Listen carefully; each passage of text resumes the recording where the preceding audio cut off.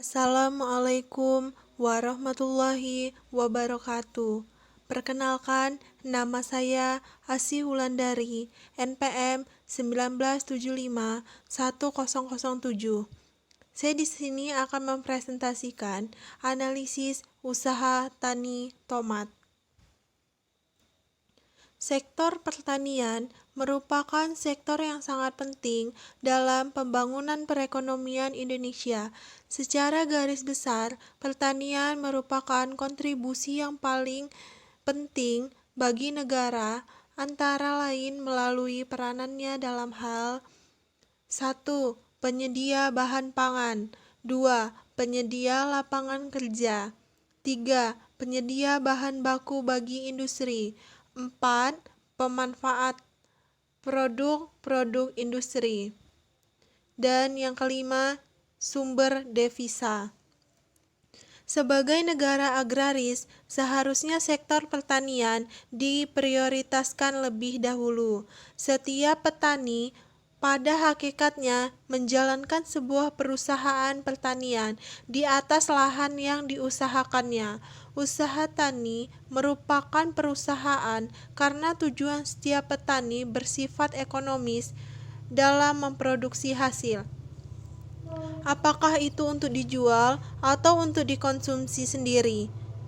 Usaha tani merupakan kombinasi yang tersusun dari beberapa faktor produksi, alam atau tanah, tenaga kerja, modal dan keahlian atau skill yang ditunjukkan dalam proses produksi yang nantinya menghasilkan output produksi.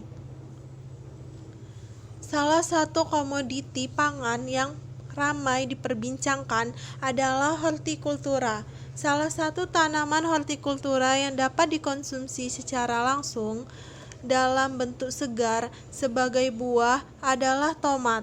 Tomat dapat berfungsi sebagai buah dan dapat pula berfungsi sebagai sayuran, tergantung kebutuhannya. Tanaman tomat termasuk tanaman setahun atau annual, yang berarti umur tanaman ini hanya untuk satu kali periode panen. Setelah berproduksi, kemudian mati. Tanaman ini berbentuk pardu atau semak dengan panjang bisa mencapai 2 meter.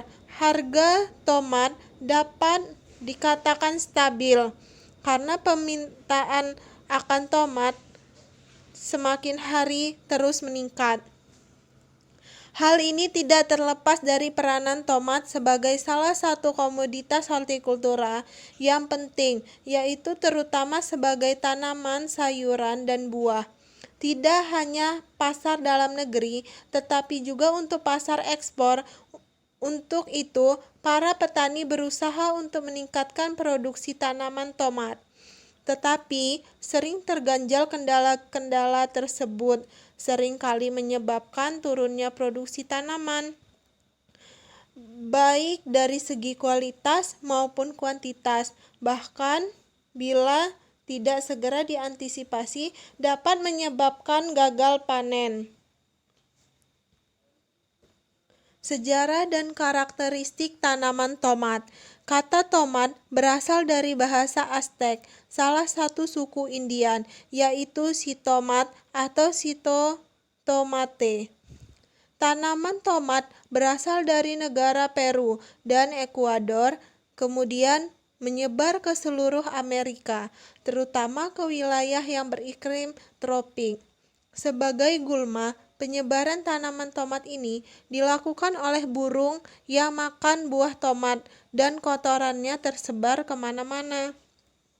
Penyebaran tomat ke Eropa dan Asia dilakukan oleh orang Spanyol. Tomat ditanam di Indonesia sesudah kedatangan orang Belanda. Dengan demikian, tanaman tomat sudah tersebar ke seluruh dunia, baik di daerah tropik maupun subtropik. Tomat adalah komoditas hortikultura yang penting, tetapi produksinya baik kuantitas dan kualitas masih rendah. Tomat sangat bermanfaat bagi tubuh karena mengandung vitamin dan mineral yang diperlukan untuk pertumbuhan dan kesehatan. Buah tomat juga mengandung karbohidrat, protein, lemak, dan kalori. Buah tomat juga adalah komoditas yang multiguna, berfungsi sebagai sayuran, bumbu masak, buah meja, penambah nafsu makan, minuman, bahkan pewarna makanan, sampai kepada bahan kosmetik, obat-obatan, dan bahan baku industri saus. Dengan teknik budidaya tomat yang baik, diharapkan kualitas dan kuantitas produksi tomat dapat ditingkatkan sehingga dapat dijadikan sebagai sebuah peluang usaha yang menjanjikan. Klasifikasi tanaman tomat. Yang pertama, divisi Spermatophyta atau tanaman berbiji.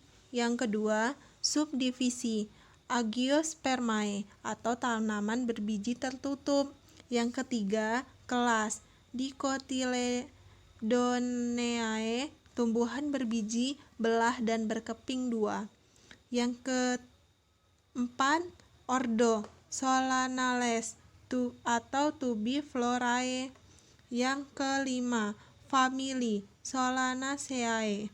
Yang keenam, genus atau Lycopersicon. Yang ketujuh, spesies Lycopersicon esculentum Mill atau Solanum Lycopersicum L. Menurut Cahyono 2008. Waktu dan tempat penelitian. Penelitian ini dilakukan pada usaha tani tomat di Dusun Titigalar, Desa Bangli, Baturiti, Kabupaten Tabanan. Pemilihan lokasi penelitian ini ditentukan secara sengaja atau purposive sampling dengan pertimbangan bahwa persawahan ini merupakan areal yang potensial secara teknik untuk dikembangkan tanaman tomat dan didukung oleh agroklimat yang baik. Jenis data yang dikumpulkan dalam penelitian ini adalah data primer dan data sekunder. Metode data primer. Data primer adalah data yang diperoleh langsung dari responden yang meliputi karakteristik petani, umur, jumlah anggota rumah tangga, pendidikan, pekerjaan, dan luas garapan.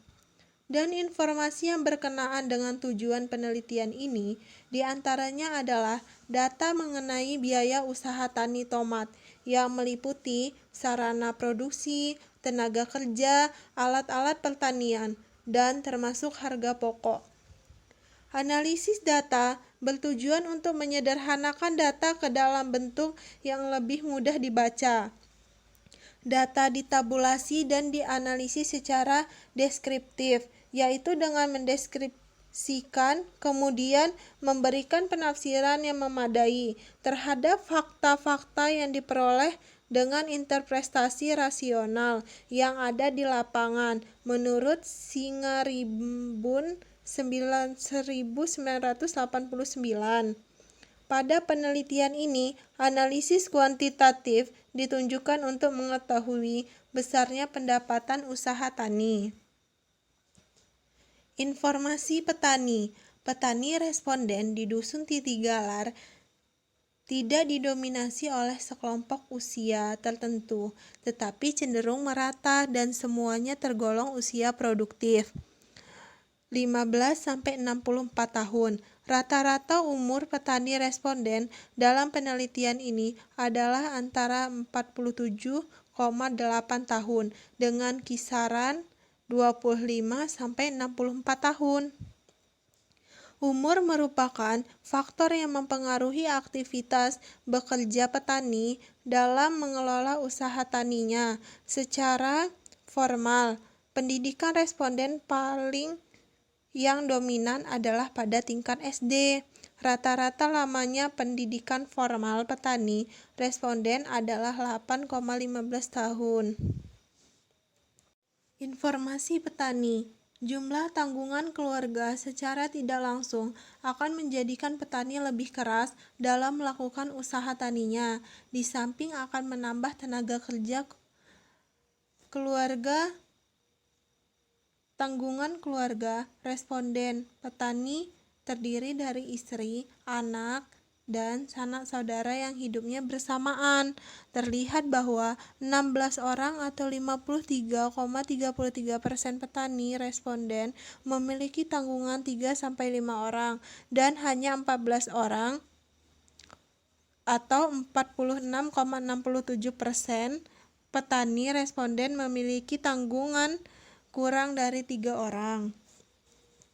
Luas lahan yang diusahakan oleh 30 responden dalam penelitian di Dusun Titigalar berkisar antara 0,08 sampai 0,50 hektar dengan rata-rata luas garapan 0,21 hektar. Menurut data menunjukkan bahwa rata-rata biaya usaha tani tomat diperhitungkan sebesar Rp7.568.950 per luas garapan.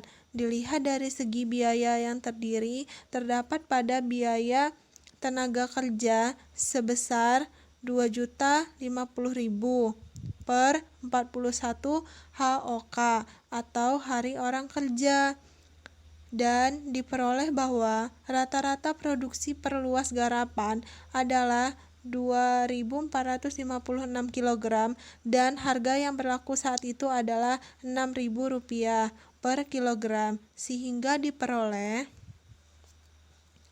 penerimaan sama dengan 2.456 kg dikali Rp6.000 sama dengan Rp14.736.000 per kilogram.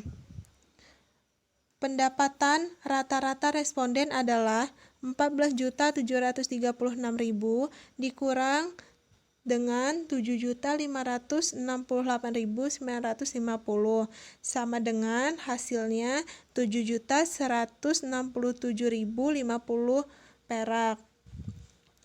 RC ratio yaitu 1,95. Kesimpulan, R per C ratio bernilai lebih besar daripada 1, maka dapat dikatakan bahwa usaha tani tomat yang dilakukan di Dusun Titigalar, Desa Bangli tersebut adalah menguntungkan, sedangkan RC ratio yang didapat berkisar antara 1,95 yang menunjukkan bahwa RC ratio bernilai lebih dari pada 1, maka dikatakan bahwa usaha tani tomat yang dilakukan di Desa Bangli tersebut adalah sangat menguntungkan dan dapat mendatangkan hasil yang maksimal. Sekian presentasi dari saya. Mohon maaf apabila ada kekurangan atau kesalahan. Saya mohon maaf. Terima kasih. Wassalamualaikum warahmatullahi wabarakatuh.